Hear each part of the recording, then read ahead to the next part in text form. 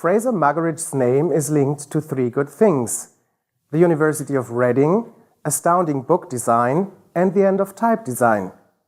Fraser just doesn't get things right, but that's on purpose.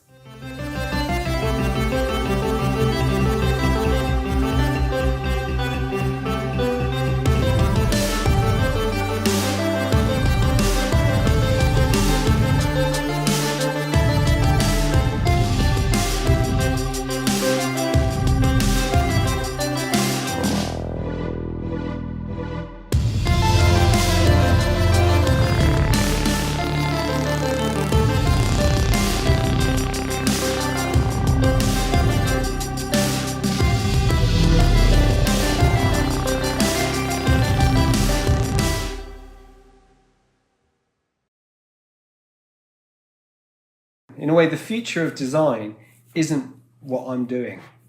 Really, that's dying, really, if we're honest. And there'll always be that kind of very niche kind of market of people that make art books. But we're really, I suppose ultimately we're like craft beer or going to a delicatessen to get some cheese on a Saturday morning. You pay a bit more, it's a nicer experience. You might get something a bit better, get something a bit handmade. But really, you could just go to the supermarket and it'll be cheaper.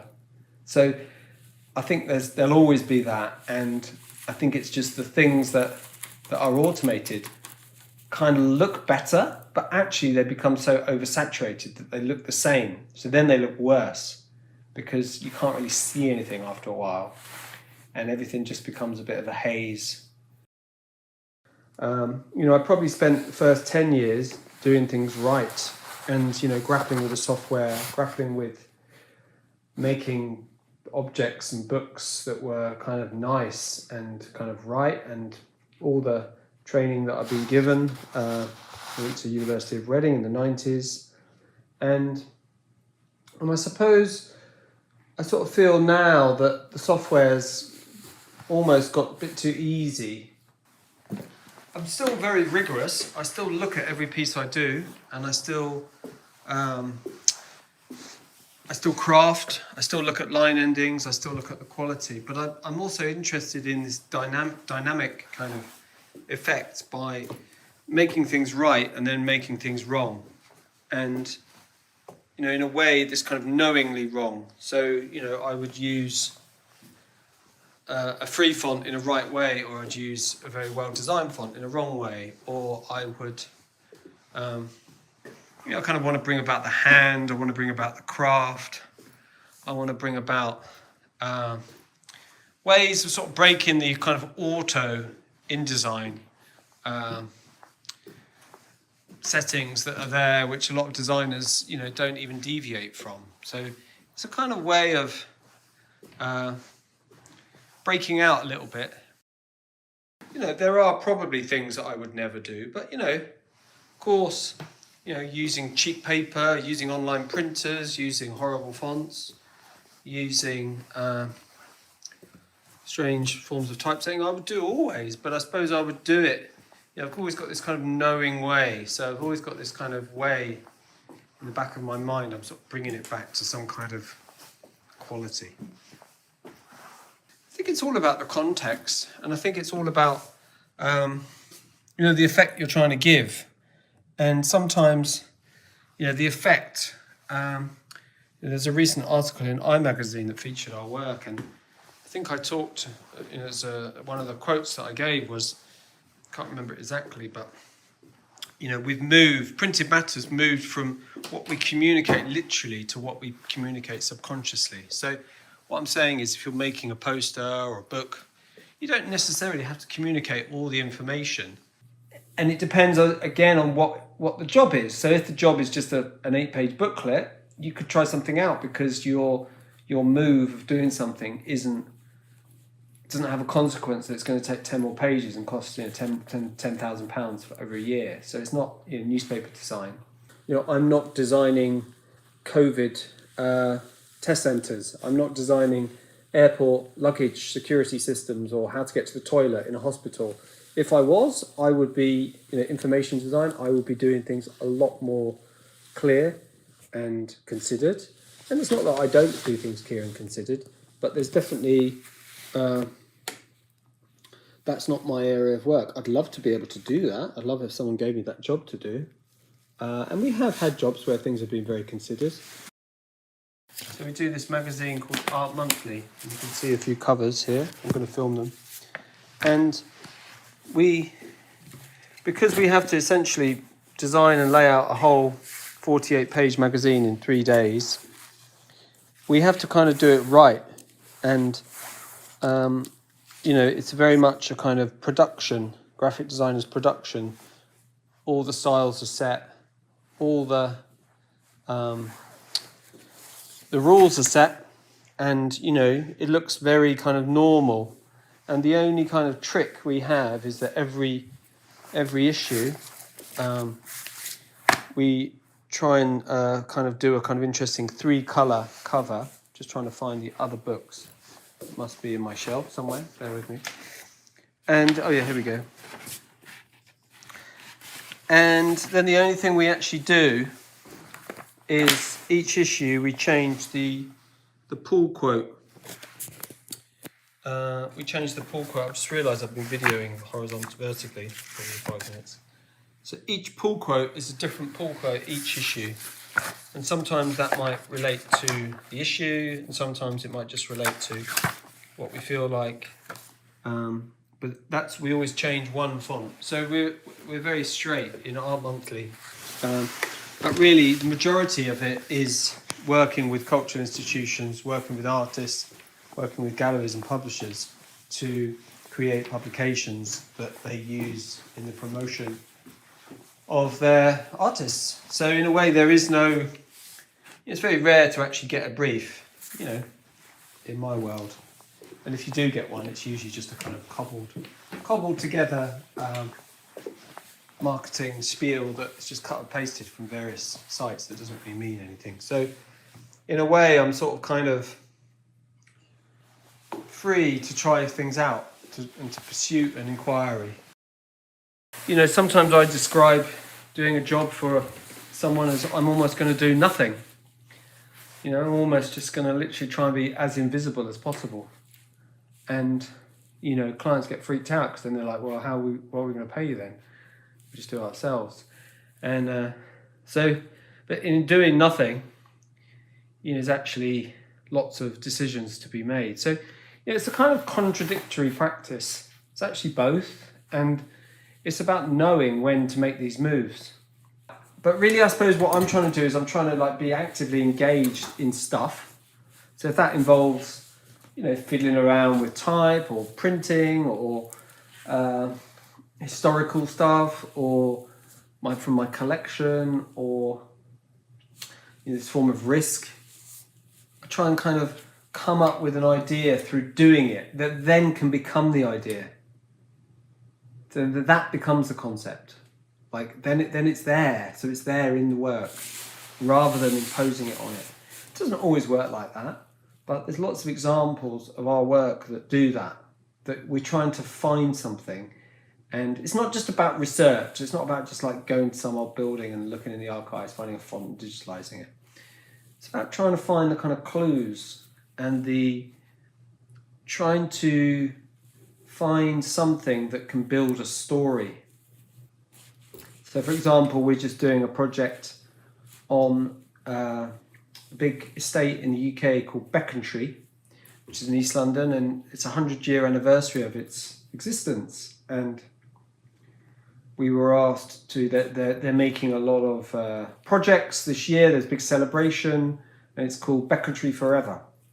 And many things from, doing up houses, to art projects, to making the library more visible, cultural stuff. My approach is, firstly, we're talking about what typeface to use.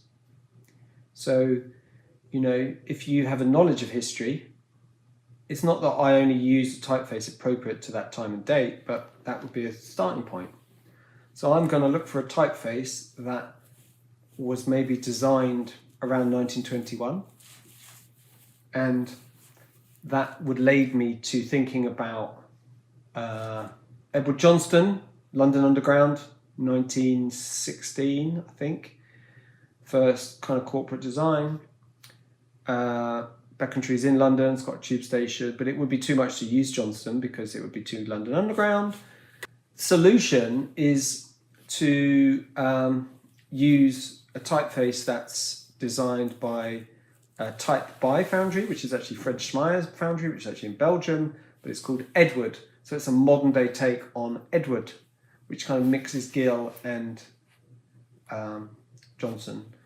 And then, looking in the archives of Beckentry, because it's a 100-year project, they've obviously got an archive. I found a typeface that was used on the first kind of manual, which was super interesting, had these kind of splayed serifs. And I set about trying to find what that font was by asking type experts in the field, and then digitalizing that so that can become a unique font for them because it was used there.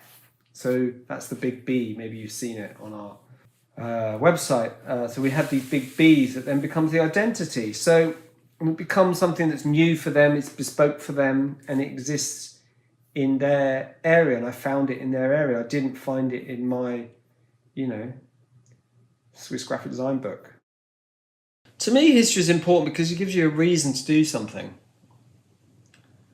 So it gives you a reason to use a font. It gives you a reason to do it like that. It gives you a reason to use that paper because there's a model for it. And that doesn't mean it has to look historical at all. But with letter forms, it's always about the association of what a letter form looks like. So there's always like an A is always going to look a bit like an A. So it's never going to look like a D because that would be an alphabet that no one would understand. So there has to be a certain element of history and historical precedent that comes into play when you're making a work. Otherwise, it doesn't mean anything. So design is a series of making decisions. So, like you say, you have to know, like, how do you know when that's the right decision? And I guess that comes through experience, but also sometimes you don't know, but you kind of make it the right decision through persisting with it. And sometimes it doesn't matter if it's the wrong decision because it's just a bit of design.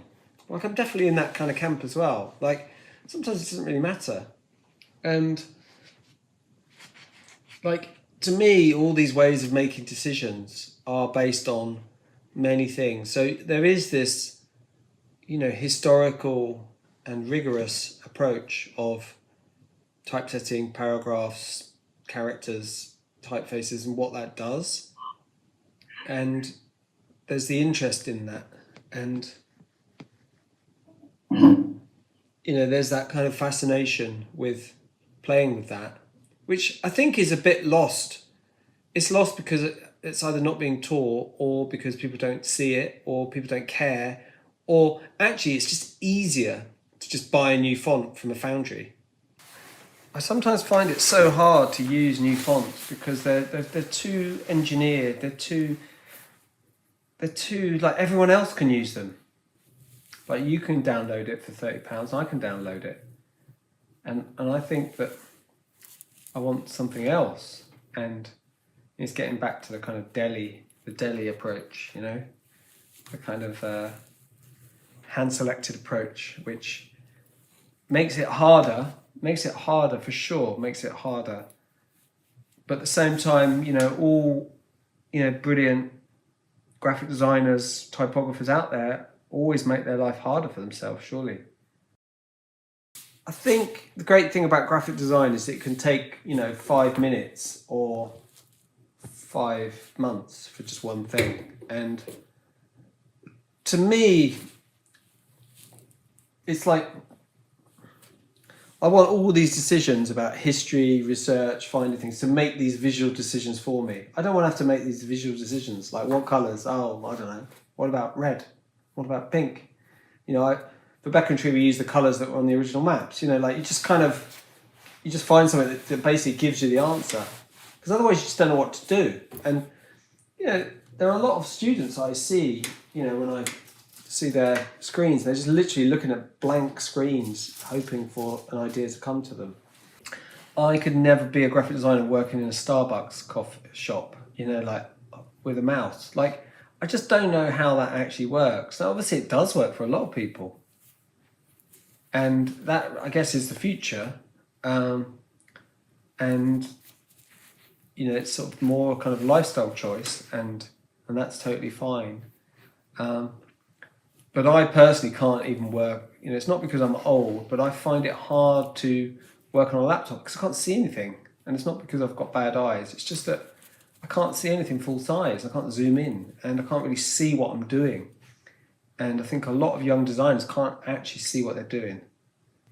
So, you know, I've spent 20 years developing an eye and looking, and if I see some text, even on Zoom, I'm like, it's too tight, it's too loose, it's too, you know, there's a space missing there. And I suppose the future is more stuff and more diversity, and that's great. But the future, I guess, is really a kind of lowering of standards, and that's also fine because no one really cares. I'm not always anti. I think that I'm always just a little bit, like you say, a little bit off, a little bit wrong. And, you know, for example, I spend a lot of time, you know, like, is it lined up or is it not lined up? You know, is a box lined up to a caption? Or does that just look like a mistake? Or should it be lined up more? Or should it not be lined up? So it's always those questions all the time. But at the same time, I still would like that done on a kind of meticulous, rigorous efficiency. It's not that it's just a joke, my work. But I think if it can have some kind of clever, you know, a lot of the work is like an in-joke. It's just like my joke that no one gets.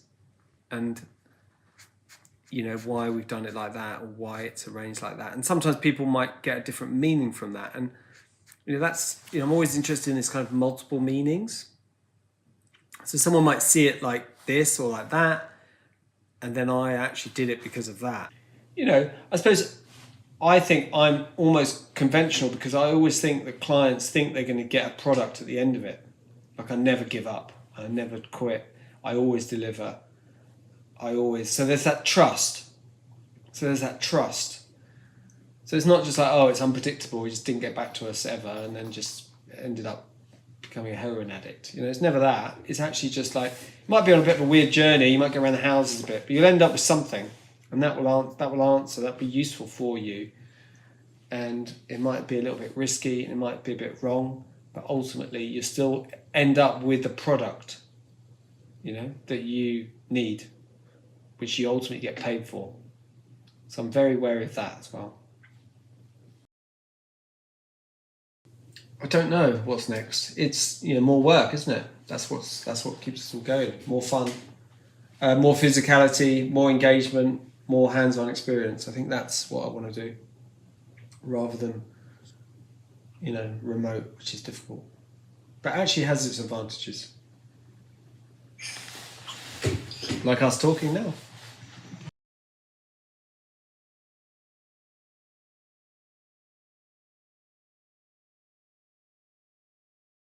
We hung up a lot of banners and a lot of the graphics, and it sort of transformed what the inside of the theater looked like. And as a result of doing this work, I became an environmental graphic designer, and it opened up a whole new book of work where I ended up painting buildings and now really constructing things just based on hanging things up in one space in New York City.